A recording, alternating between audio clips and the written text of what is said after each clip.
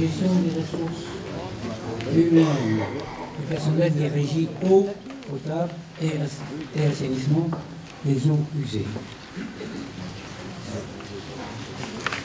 C'est moi, Roger. C'est François.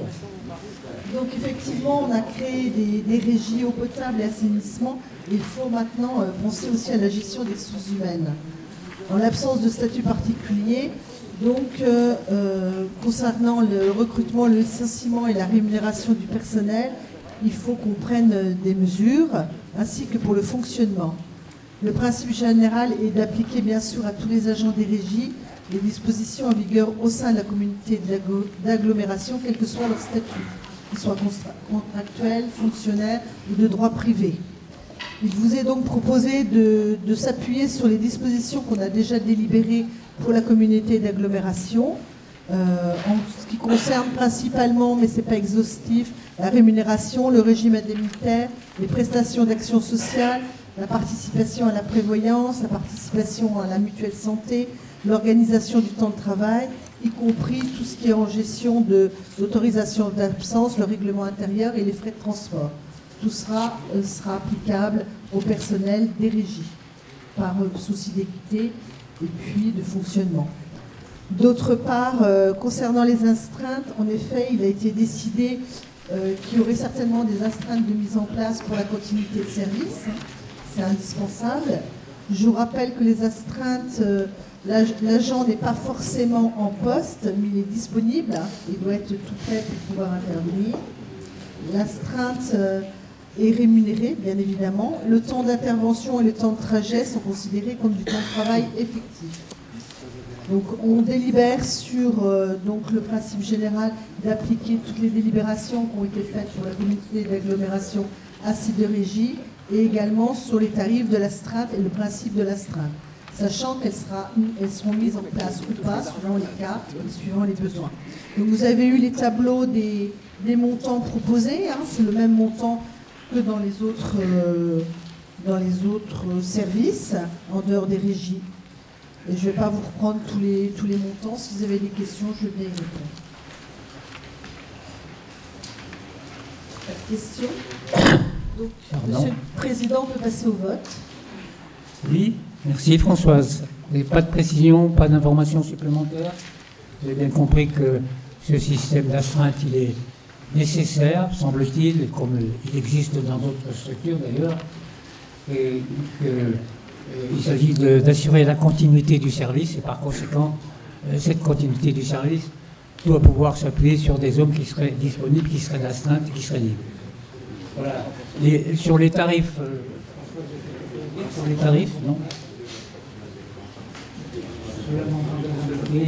Les tarifs sont les tarifs qui sont applicables à toute astreinte dans la communauté d'agglomération.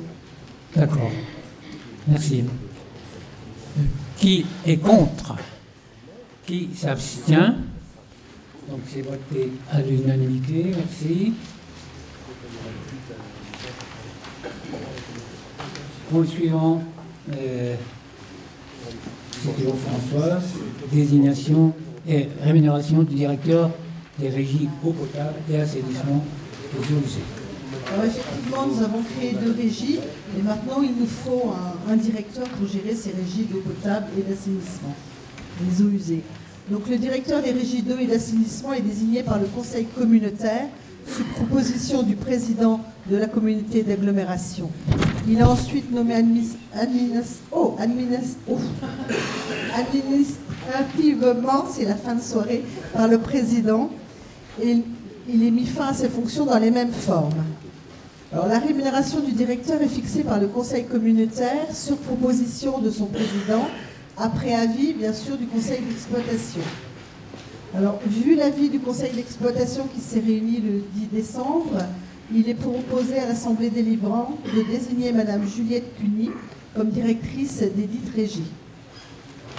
Il appartient également au conseil communautaire de fixer la rémunération brute du directeur, en référence à la grille indiciaire des ingénieurs territoriaux au 10e échelon indice brut 816, indice majoré 669, soit 3 137,95 € brut mensuels, à laquelle s'ajouteront le supplément familial de traitement, le cas échéant, le régime indemnitaire institué par l'Assemblée et les astreintes en cas de besoin.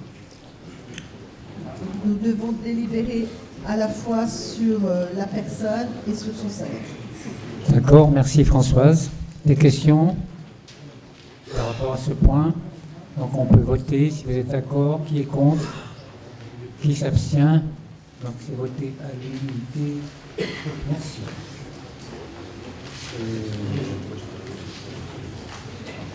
Point suivant. Création du tableau d'effectifs des régies eau potable et assainissement. C'est toujours moi. Non? C'est toujours moi. Merci.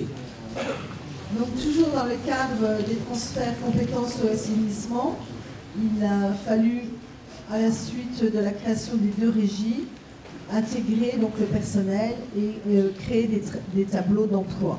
Vous avez reçu ces tableaux d'emploi avec une filière technique avec 11 personnes, une filière administrative avec 7 personnes. Donc si vous avez des questions, je peux vous y répondre. Sinon, il suffit. Voilà, il vous est demandé de créer ces tableaux d'effectifs pour que les régies puissent fonctionner et que le personnel puisse être rémunéré. C'est important.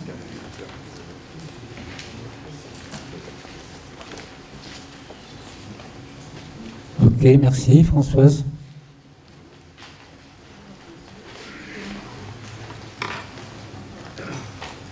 Des questions, des précisions? Donc on peut voter. Qui est contre? Qui s'abstient? Donc c'est voté à l'unanimité. Merci.